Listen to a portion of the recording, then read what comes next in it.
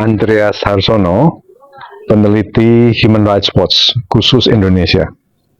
Mengapa kelompok minoritas seperti LGBT ini begitu mudah dipolitisasi di Indonesia? Ada macam-macam faktor ya.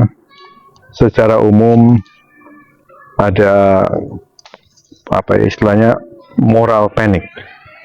Jadi secara moral banyak orang panik melihat perkembangan di dunia, terutama di Amerika Latin, ya Argentina, negara pertama yang menyetujui perkawinan sejenis. Belakangan juga negara besar macam Amerika Serikat. Sebelumnya bahkan Belanda di Eropa itu lebih banyak lagi negara-negara yang mengakui bahwa orang lesbian, gay, transgender itu punya hak untuk mencintai dan dicintai, serta disahkan lewat pernikahan. Nah, itu menciptakan kepanikan. Jawaban yang ada di Indonesia ya kembali ke agama-agama begitulah kira-kira. Sementara agama-agama ini kan tafsirnya belum cukup maju untuk menyeimbangi perkembangan di bidang seksualitas, orientasi seksual, identitas gender, dan seterusnya. Bahwa mengapa perlindungan terhadap kelompok minoritas ini justru menjadi salah satu indikator atau ukuran penting bagi kualitas demokrasi, Mas. Bagaimana pandangan Mas?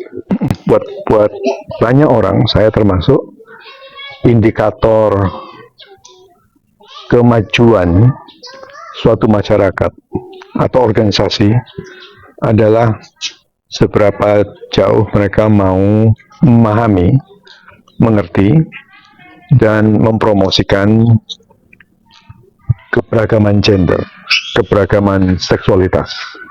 Kenapa? Karena pemahaman akan gender dan seksualitas itu relatif baru ya di dalam ilmu pengetahuan, paling 50 tahun, 100 tahun terakhir lah.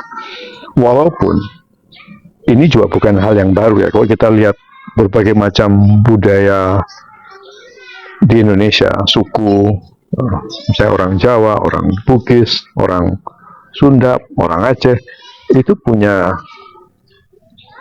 pemahaman akan keberagaman gender dan seksualitas yang udah cukup kaya. Namun ketika mereka terpengaruh oleh agama-agama samawi, terutama ya Kristen, Yahudi, dan Islam, kekolotan dari agama-agama samawi itu mempengaruhi pemahaman akan gender dan seksualitas di Indonesia. Fenomena diskriminasi, kekerasan yang dialami oleh teman-teman LGBT itu, kalau dari perspektif hak asasi manusia itu apa konsekuensi atau dampak besarnya, Mas, terhadap kehidupan berbangsa kita gitu? Saya kira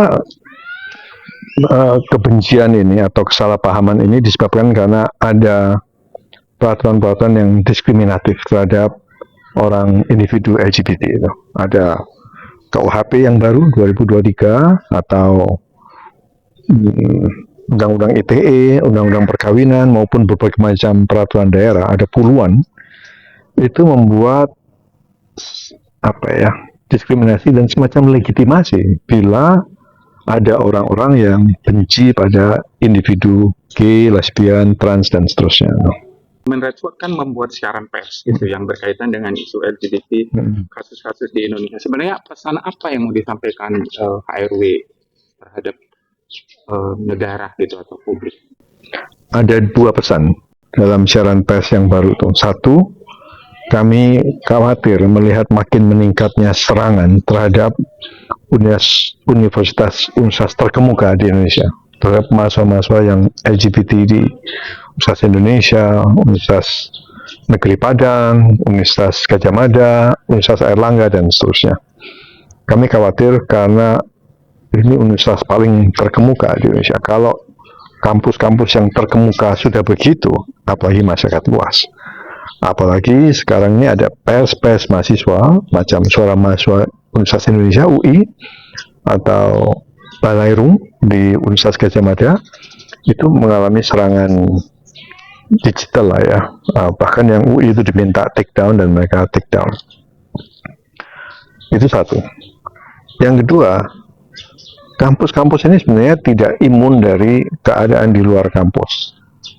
Kampus-kampus ini memungut berbagai macam peraturan yang diskriminatif yang ada di luar kampus.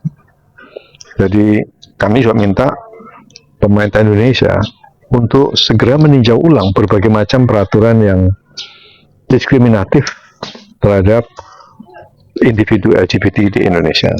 Nah, kalau kampus-kampus itu para rektor Universitas Indonesia, rektor Universitas Gadjah Mada, rektor Politeknik Negeri Jakarta yang di Depok itu untuk meninjau ulang berbagai macam ketentuan terhadap mahasiswa yang lesbian, gay, biseksual maupun transgender. Apa yang harus dilakukan negara dengan situasi masyarakat yang semakin homofobik itu, Mas?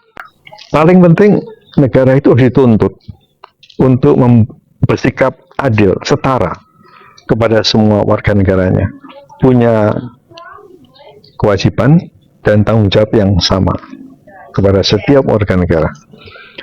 Nah, tanggung jawab itu tidak bisa terjadi bila ada peraturan-peraturan, puluhan peraturan yang diskriminatif terhadap sebagian dari warga negara mereka, orang-orang lesbian, gay, biseksual, dan transgender. Karena itu peraturan-peraturan harus ditinjau ulang. Kalau memang betul diskriminatif, ya dicabut, diganti dengan yang lebih baik, agar Indonesia ini menjadi negara yang lebih beradab ya, yang lebih baik ya kualitasnya.